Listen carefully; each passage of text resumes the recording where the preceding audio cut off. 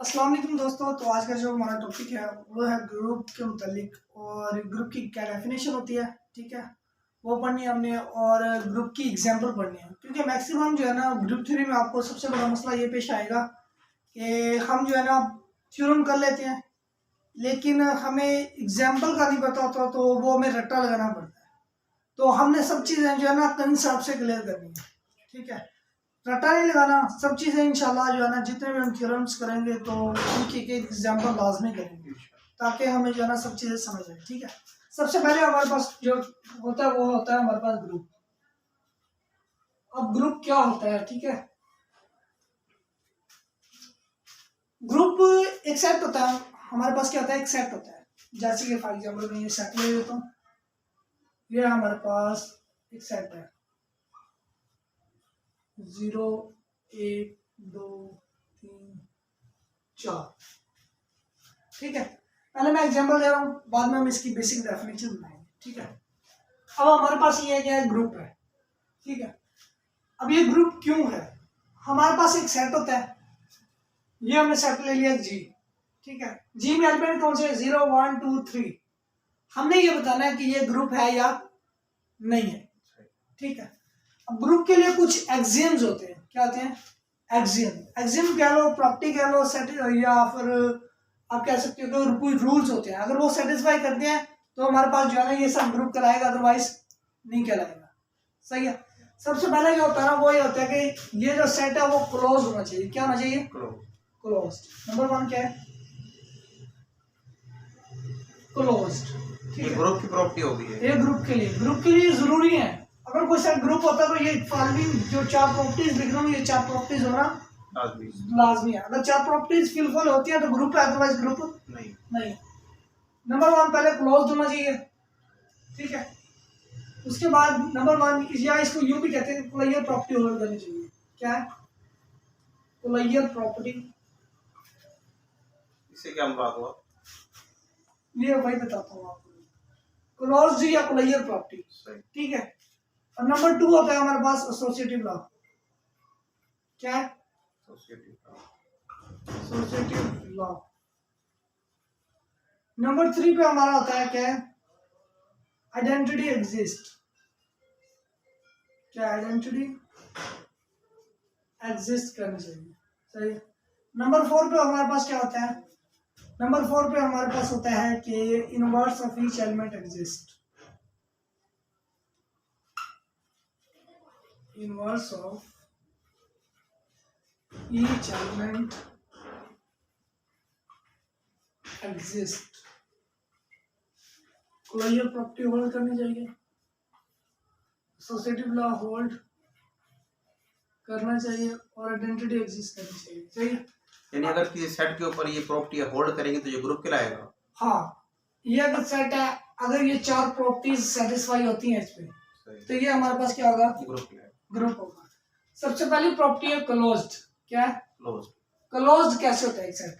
अब इसकी closeness check करें, क्या है, अब ये है मॉडुलो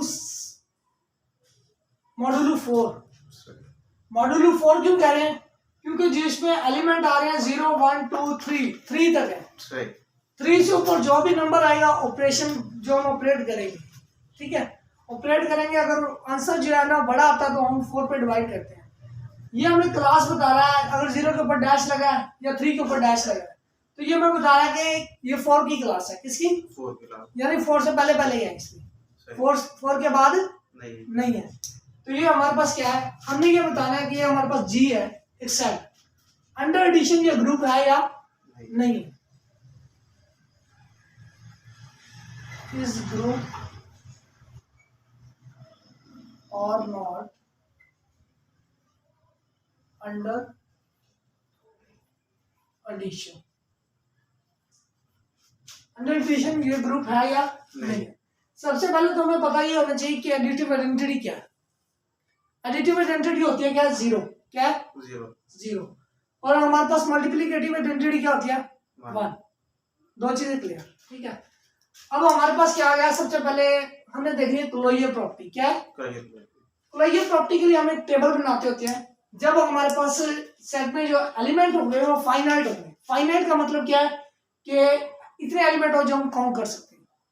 फाइनाइट का मतलब महदूद, महदूद होते हैं, सही। जिसको हम काउंट कर सकते हैं, सही। ठीक है। तो अब इसमें 0 1 2 3 हमें पता है कि 4 एलिमेंट है, ये क्या है हमारे पास महदूद है। जिसके लिए महदूद, जो महदूद होंगे उनके लिए हम मॉडुलस यूज करेंगे, अदरवाइज मॉडुलस यूज नहीं करेंगे, नहीं करेंगे। सही। और जो हम जो चेक कर रहे हैं कि हमारे पास जो है ना मॉडुलस वाला जो है कंसेप्ट है, अगर हमारे पास महदूद होंगे, काउंटेबल होंगे, फाइनाइट होंगे, तो तभी हम ये टेबल बनाएंगे जो हम बनाएंगे, अदरवाइज हम टेबल नहीं बनाएंगे, ठीक है। तो अब हम स्टार्ट करते हैं, इसका टेबल बनाते हैं। कोलेजियल प्रॉपर्टी चेक करेंगे, फॉर कोलेजियल प्रॉपर्टी, फॉर कोलेजियल प्रॉपर्टी, सही है, सही। अच्छा ये हमारे पास क्या है, अंडर एडिशन चेक करना है, क्या अंडर एडिशन प्लस आ गया। सबसे पहले हम टेबल बनाएंगे 0 1 2 3, इधर भी लिख लेंगे 0 1 2 और ये 3। अब 0 में जब 0 ऐड करेंगे तो आंसर क्या आएगा, 0 0। 0 में 1 ऐड करेंगे तो 1, 1, 2 ऐड करेंगे तो 2, 3 ऐड करेंगे तो सही। 3, अच्छा 1 ऐड करेंगे तो 1, 1 ऐड करेंगे तो 2 और 1 3 है, 3 आ जाएगा। 3 आ जाएगा। अब 1 और 3 4, 4। अब 4 हमने देखना कि इस सेट में है नहीं, मॉड्यूलो क्या लिया हमने, 4 ले आओ। इधर मैं लिख लेता हूँ अंडर मॉड्यूलो। अगर ये ना भी लिखा हो तब भी यही कंसीडर होगा कि ये 4 की क्लास का है, अंडर मॉड्यूलो 4, सही है। जब इधर 3 तक आ जाएगा तो हमें पता रहेगा, अगर ऊपर ये डैश लगा होगा, सही। अगर डैश नहीं लगा होगा तो हम ये नहीं कह सकते कि ये मॉड्यूलो 4 की क्लास है, सही। ये क्लास के जो ऊपर डैश लगा हुआ वो क्लास को शो करता है, गुड, सही है। तो इधर हमारे पास क्या आ गया 1 + 3 4, 4 बाय 4। 1।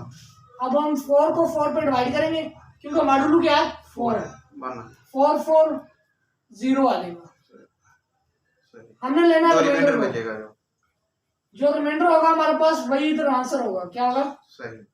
हमने लेना है रिमाइंडर को, बिल्कुल ठीक, तो ये हमारे पास 1 में 3 जमा किया तो आंसर क्या है 0, सही।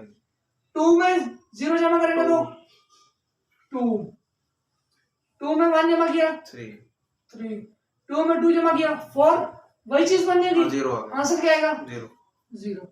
2 में 3 जमा करेंगे 5, 5, अब ये हमारे पास क्या आ गया 5, 1 आ गया, 4 1 द 4 और नीचे क्या आ गया 1, 1, सही। अब रिमाइंडर क्या आ गया हमारे पास 1, 1, तो इधर हम क्या लिखेंगे 1, 1, सही है। अब 3 की बारी आती है तो हमने स्टार्ट किया 3 जमा 0 3, सही। 3 और 1 1, 4 आ जाएगा, 0 आ जब गया, 4 को करेंगे तो हमारे पास क्या आ जाएगा 0, 0। अब 3 को जमा 2 किया तो हमारे पास आंसर क्या है 5, 5 का ये बन जाएगा 1, 1 आ गया। और 3 में 3 ऐड करेंगे तो 6, 6, अब 6 को देखते हैं, अंदर 4 रखा 4 1 द 2, 2, तो ये हमारे पास रिमाइंडर क्या है 2, 2।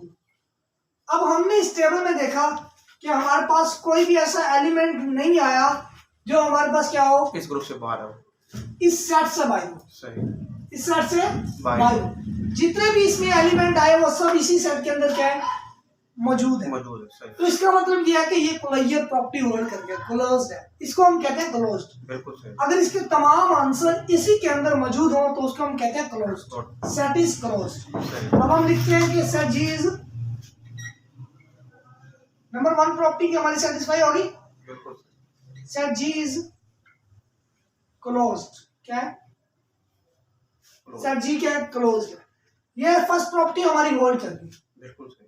नंबर 2 पे आता है एसोसिएटिव लॉ, क्या एसोसिएटिव लॉ, एसोसिएटिव लॉ। अब हम एसोसिएटिव लॉ को चेक करते हैं कि हमारे पास एसोसिएटिव लॉ कैसे होगा।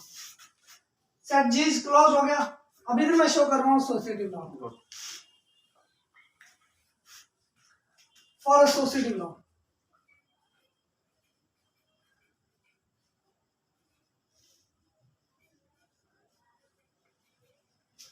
अब एसोसिएटिव लॉ क्या है, सेकंड प्रॉपर्टी है।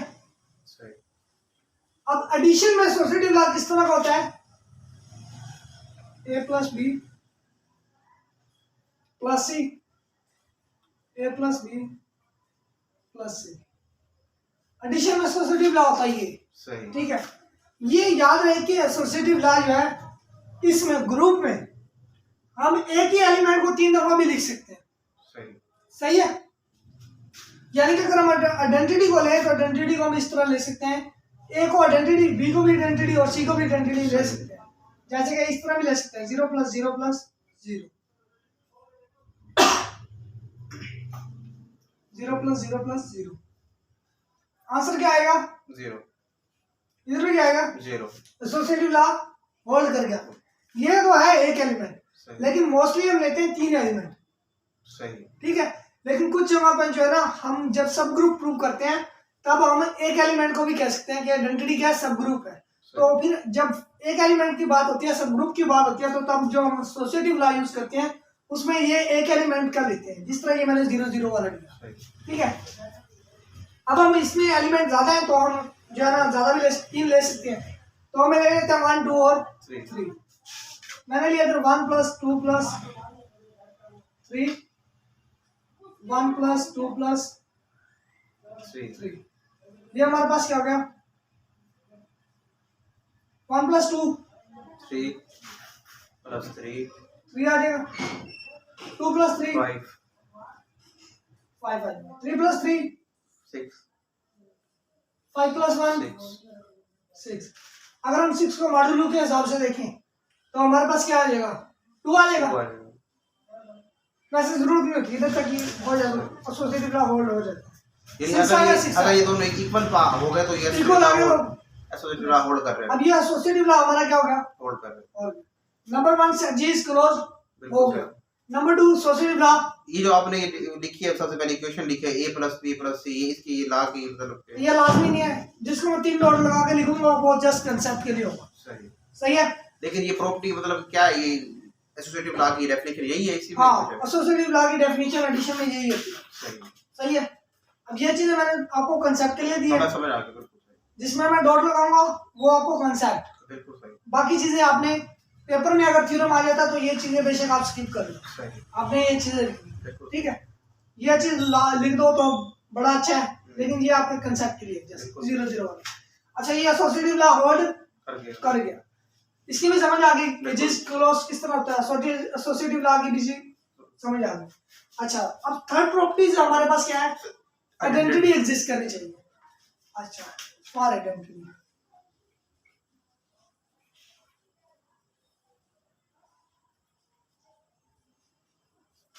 ठीक है, प्रॉपर्टी कौन सी है?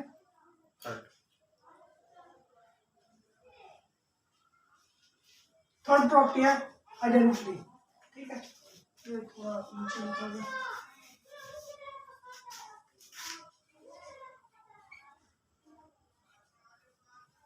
For identity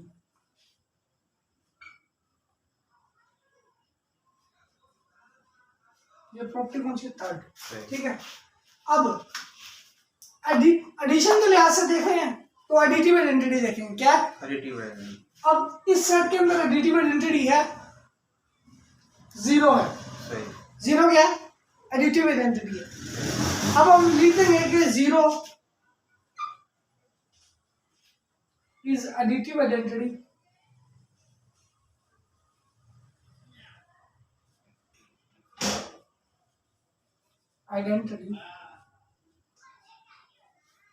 exist. इसी का मुराद हो भाई 0 में क्या ऐड करो? 0 is additive identity exists in G। वो ये कह रहा है कि 0 जो है ना वो additive identity है जो सेट G में मौजूद है। इसका मतलब आइडेंटिटी भी एग्जिस्ट कर गई, आइडेंटिटी सेट के अंदर मौजूद है। आइडेंटिटी से क्या मुराद हुआ? एक हुआ क्या आइडेंटिटी से? आइडेंटिटी एक ऐसा एलिमेंट होता है जिसको किसी भी एलिमेंट में ऐड करें, एडिशन के लिहाज से। सही, एडिशन के लिहाज से किसी भी एलिमेंट में ऐड करें तो उस पर फर्क नहीं पड़ता, ऐड करें सब्ट्रैक्ट करें तो उस पर फर्क नहीं पड़ता। अब इसमें अगर 1 में हम 2 ऐड करें तो फर्क पड़ता है, 3 हो जाता है। लेकिन 0 में हम 1 ऐड करें तो 1 रहेगा। अगर 0 में हम 2 ऐड करें तो 2 रहेगा, यानी एलिमेंट पे असर नहीं पड़ता। तो ये हमारे पास क्या हुआ? Additive identity. तो 0 क्या है? एडिटिव आइडेंटिटी है। 0 is additive identity exist in G. Exist से क्या मुराद है भाई? एग्जिस्ट से मुराद ये होता है कि मौजूद है। सही। 0 क्या है? एडिटिव आइडेंटिटी एग्जिस्ट इन जी, जो जी में मौजूद है। सही। समझ में आ गया? बिल्कुल सही। क्लियर? इसमें कोई कंफ्यूजन नहीं सर। 3 प्रॉपर्टी सेटिस्फाई हो गई। बिल्कुल सही।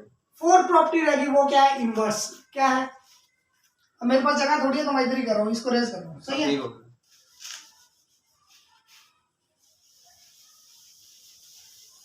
मुझे इसको भी रेज कर दो, ठीक हो गया। इसकी अभी जरूरत है।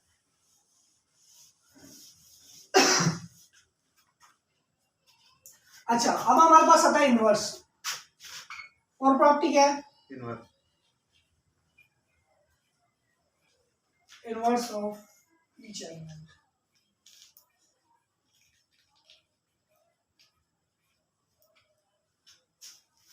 अच्छा, अब इनवर्स क्या होता है? एक्चुअली इनवर्स की जो डेफिनेशन होती है वो ये होती है कि अगर दो एलिमेंट्स, हम मैट्रिसेस में भी पढ़ेंगे ना सही कि मैट्रिसेस में इनवर्स किस तरह होता है, ठीक है। हमारे पास अगर 2 है ना,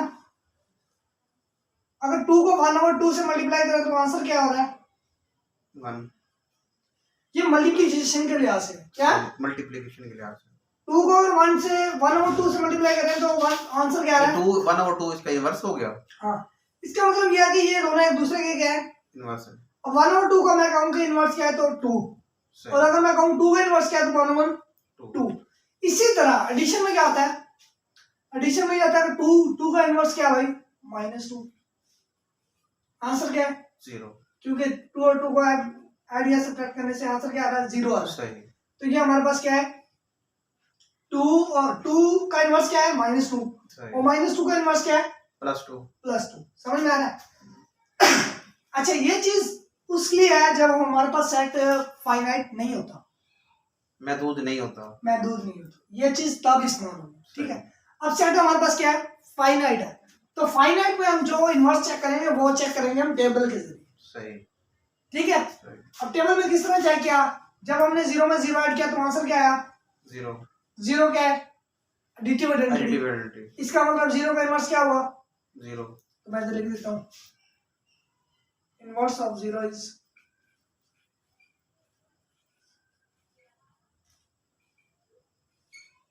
ठीक है। अच्छा, 1 को किसके साथ ऑपरेट किया कि आइडेंटिटी आ रही है हमारे पास? 1 को ऑपरेट किया हमने किसके साथ? ये था ये वाला, 1 को 3 के साथ किया था। 1 को अगर हमने 3 में ऐड किया तो आंसर क्या आया? 0। एडिटिव आइडेंटिटी आया। इसका मतलब 1 का इनवर्स क्या हुआ? 3। इधर मैं लिख सकता हूँ,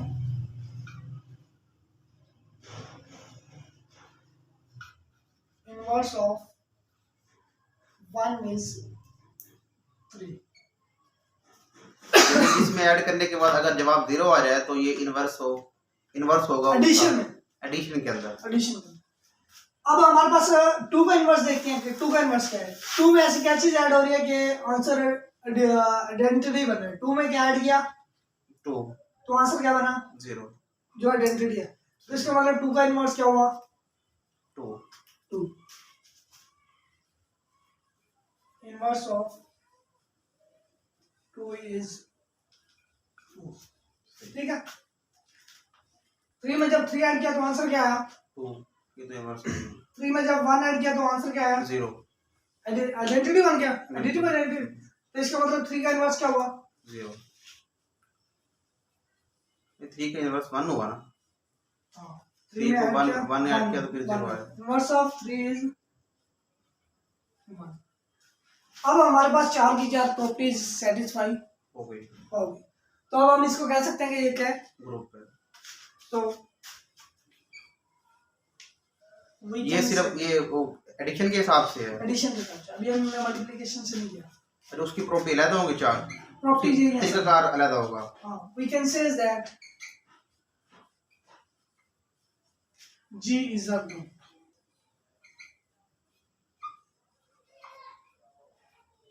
under addition। इसको यूं लिखते हैं, ठीक है। सही, अंडर एडिशन वाला कांसेप्ट क्लियर हो गया? बिल्कुल सही है। कोई कंफ्यूजन नहीं? ओके सब कुछ। चलो अब नेक्स्ट टॉपिक जो है ना, अब इसकी डेफिनेशन है। क्या है डेफिनेशन? अगर पहले हम डेफिनेशन को समझते हैं ना तो थोड़ी कंफ्यूजन होती। सही। अब आपको सारी चीजें क्लियर हुई हैं? बिल्कुल सही है। अच्छा, अब इसकी एक एग्जांपल आ रही है जो मल्टीप्लिकेशन वाली है। क्या? मल्टीप्लिकेशन वाली। अच्छा, अब हम मल्टीप्लिकेशन की तरफ चलते हैं।